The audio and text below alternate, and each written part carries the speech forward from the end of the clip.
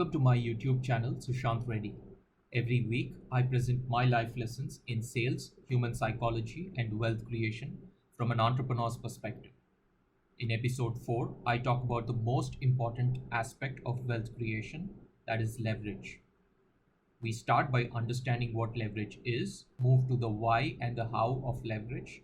We end with a discussion on the types of leverage from a wealth creation standpoint. I'll spend even the next episode on this topic because I think it is the second most important concept that rich class intuitively understands and middle class simply fails to get. The first most important concept, by the way, is the power law that I'll introduce in episode 7. My inspiration for starting this channel is my nephews.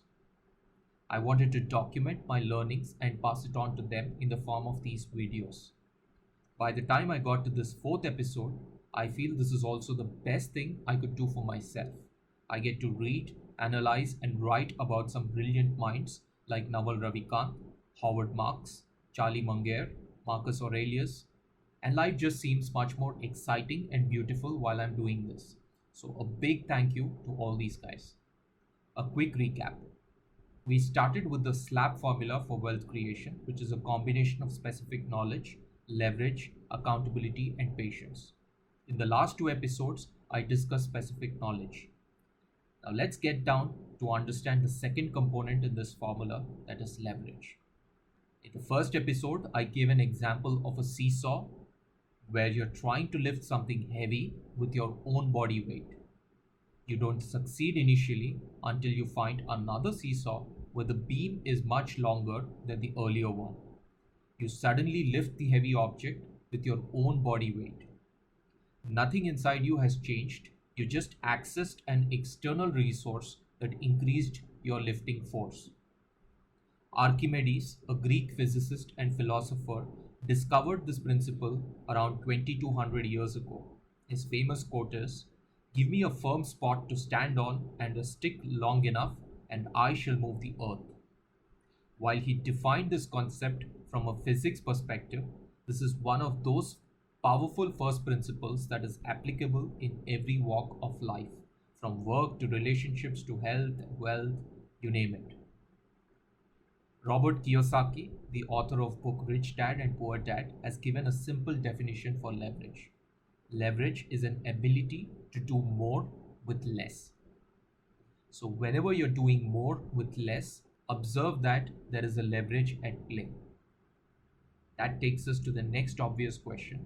Why do we need to do more with less? Now we all know who these guys are.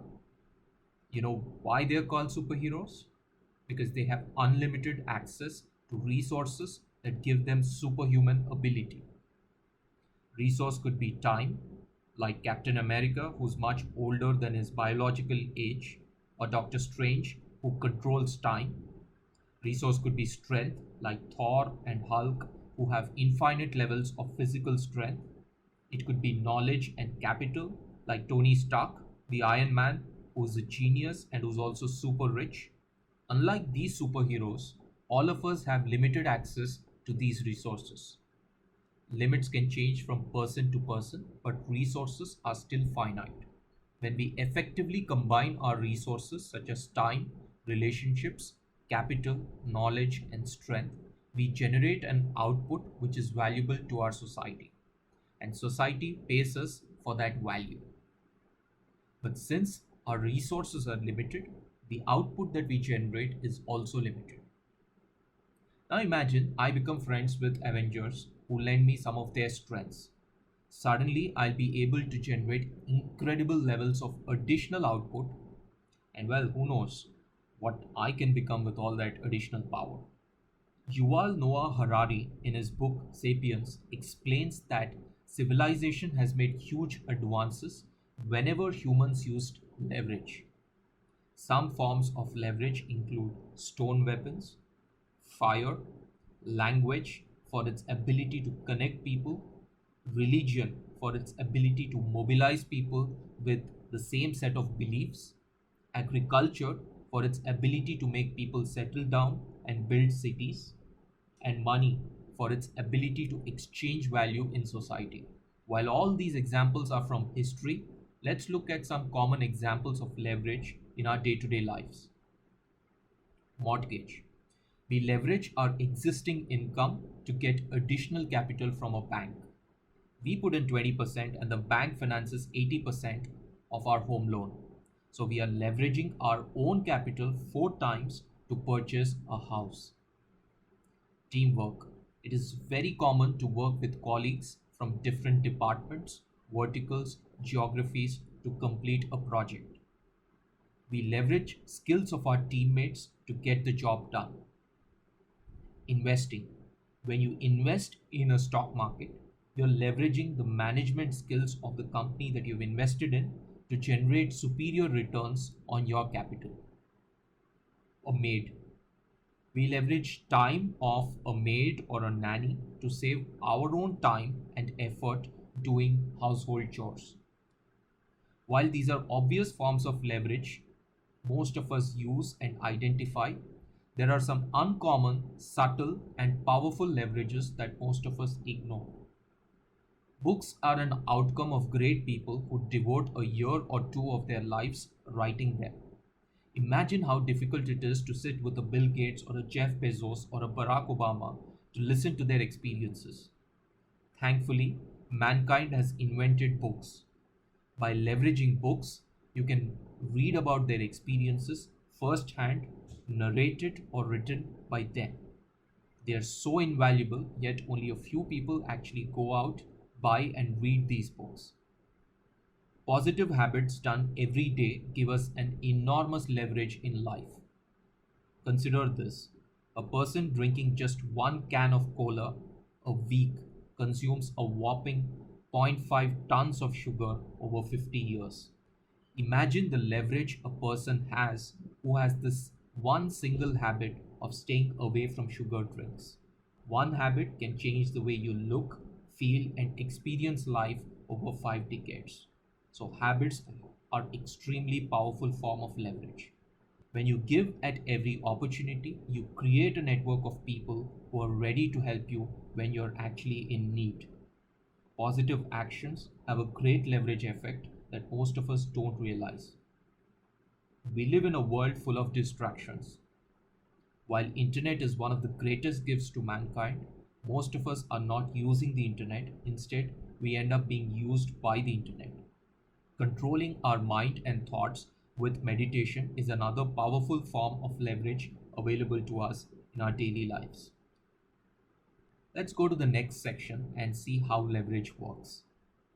Let's take a small example. Let's say you buy your uncle's food truck with a $50,000 investment. You're the sole employee in this business.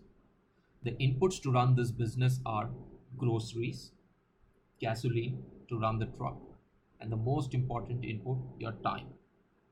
The measurable outputs of this business are the revenues and profits you generate.